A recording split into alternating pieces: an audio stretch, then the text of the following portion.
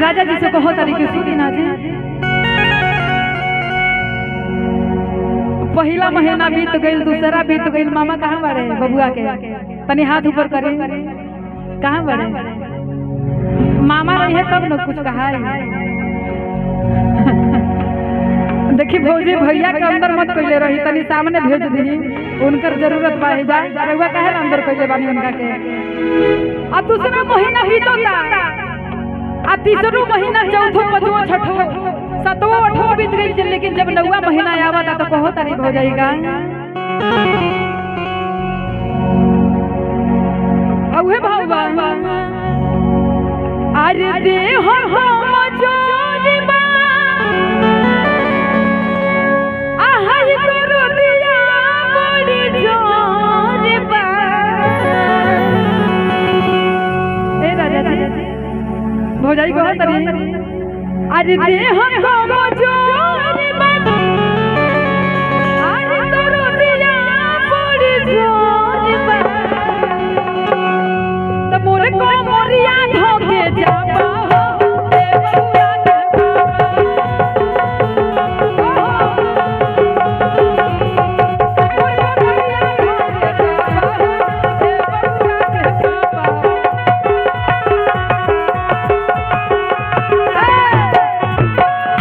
वीरेंद्र जी के टाइम भी बहुत बार टेंशन बदला उम्मीद मत रखा भी दे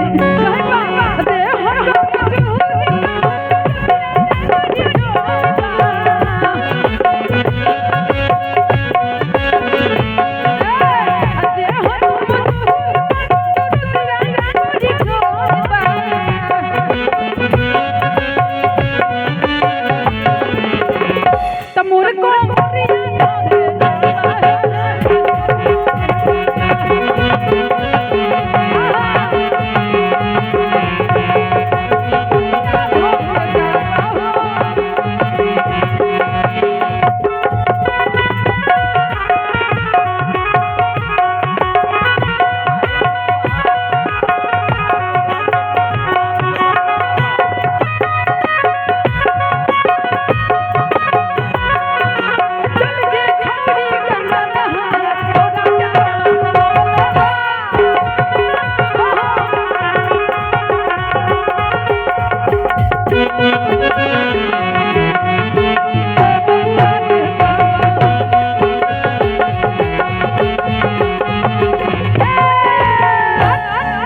और आप आदरणीय जवाहिर कुशवाहा जी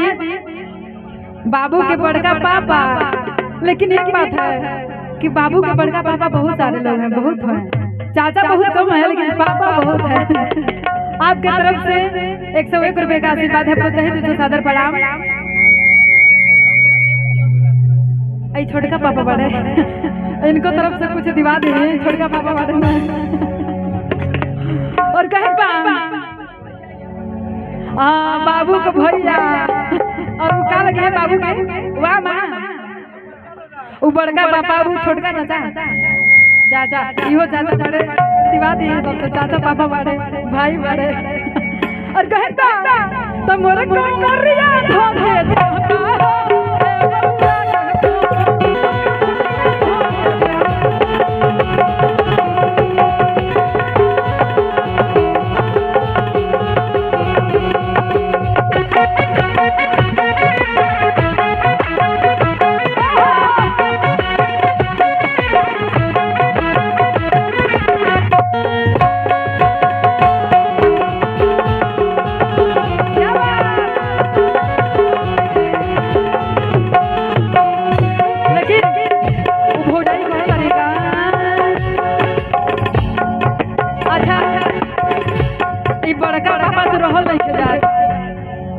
हम चाहेंगे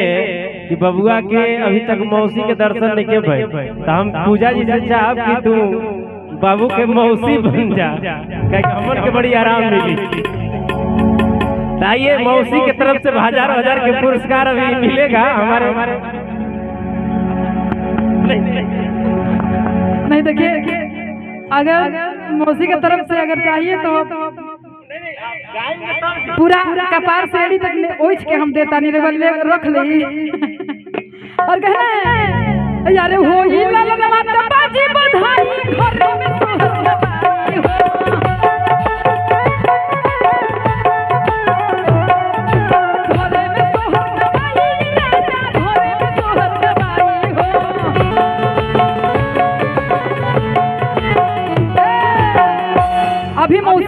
होत रहल ह लेकिन मौसी नहीं खी तब भौजाई को हो तरीका अरे ढेर तकलीफ जदी होई बलमवा पहिल के ले हम बोलाई हो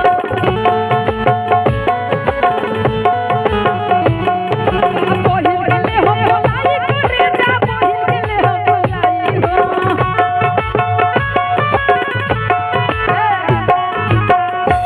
आज देखी मौसा जी के तरफ से बबुआ के मौसा जी के हाँ बबुआ को मौसा जी की तरफ से 100 रुपये का आशीर्वाद है। अब मौसी तो नहीं की लेकिन मौसा जी बारे असही साल भर पर सोहर गवावत रही असही हमने यहाँ के गावत रही जा और कहल बा अरे होई ललना तो बोझी बुधाई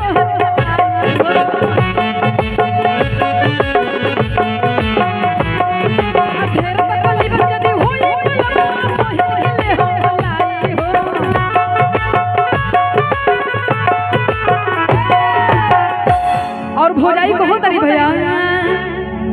आज तोहरत भुलाई बजहिया अरे बबुआ खेलाई अरे तोहरत भुलाई बजहिया बबुआ खेलाई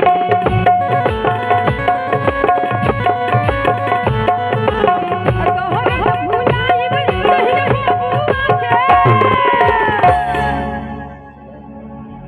बबुआ खेलाई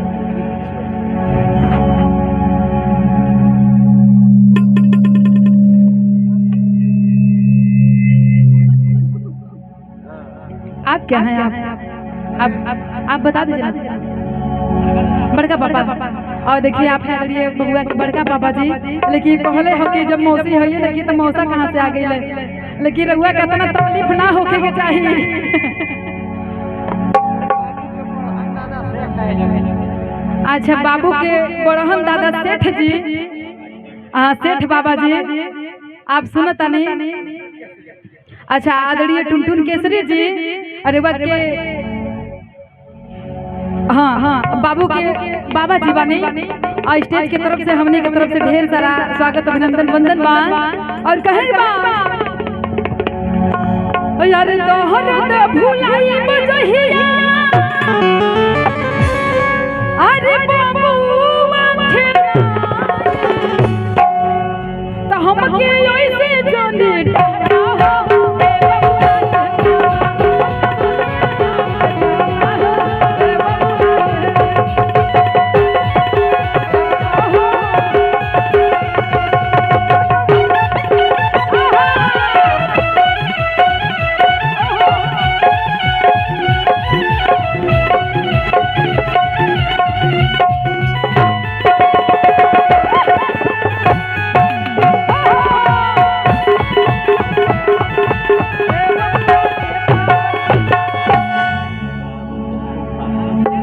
देखी बड़ी देर से आईनी हो फूफा जी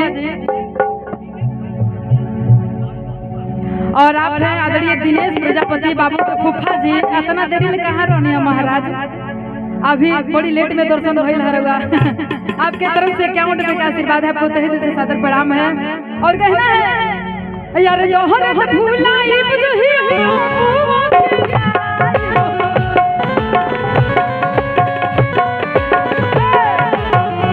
झाल मास्टर फिर में झाल मास्टर बनबा अरे दोहरा भुलाई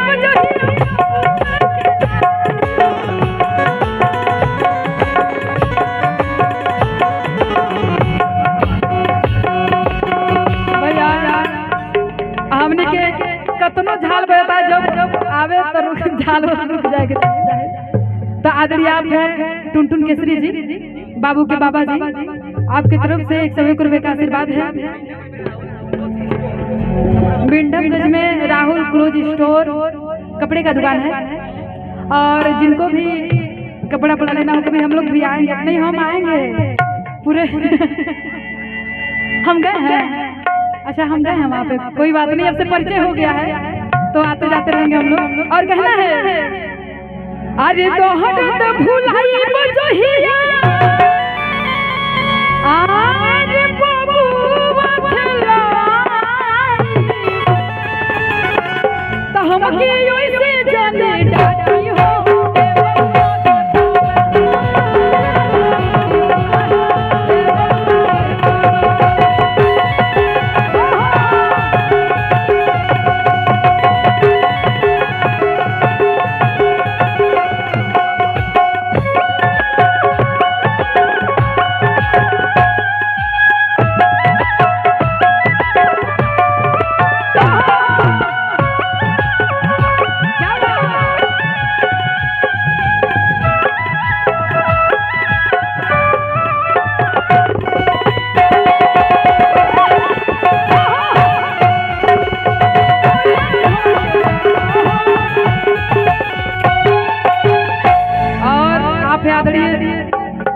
नागेंद्र यादव सिमरिया सिमरवा के पावन धरती से आपकी तरफ से 101 रुपए का आशीर्वाद है और पूरे कमेटी की तरफ से हार्दिक स्वागत अभिनंदन बंदन है। लेकिन यही में एगो और ही भावा कैसे